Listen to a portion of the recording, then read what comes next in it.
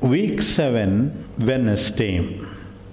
A reading from the commentary of Saint Jerome on the book of Ecclesiastes. Seek the things that are above.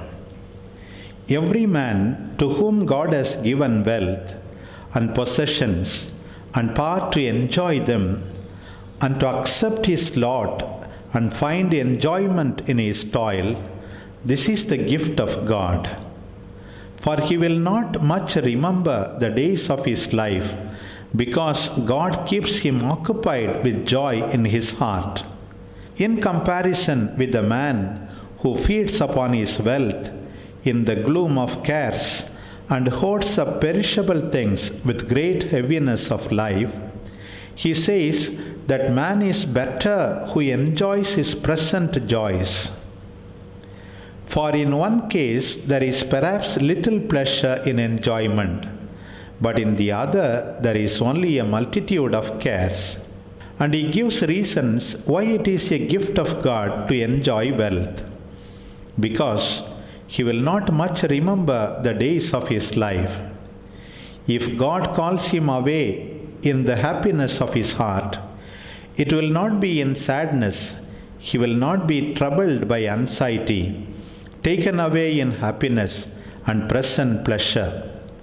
But it is better that spiritual food and spiritual drink should be understood according to the words of St. Paul, and to see goodness in all one's labor, for with great labor and zeal we can behold true goods.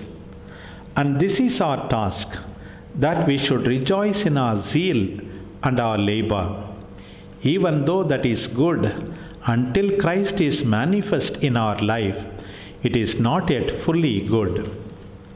All the toil of a man is for his mouth, yet his spirit is not filled.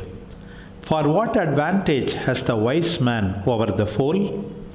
And what does the poor man have who knows how to conduct himself before the living? All over which men labor in this world is consumed in the mouth and munched by the teeth. It passes down to the stomach to be digested. For the little while that it delights the appetite, it seems to give pleasure while it is held in the mouth. When it has passed to the belly, there ceases to be any difference between sorts of food.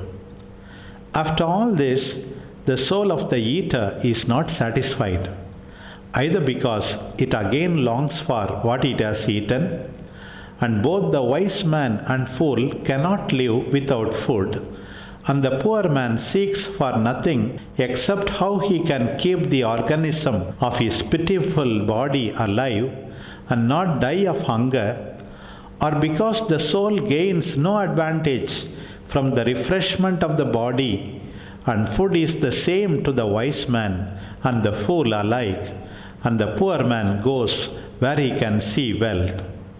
It is better, however, that we should understand this about the writer of Ecclesiastes, who, being learned in the heavenly scriptures, has his labor in his mouth, and yet his soul is not satisfied, since he always longs to learn.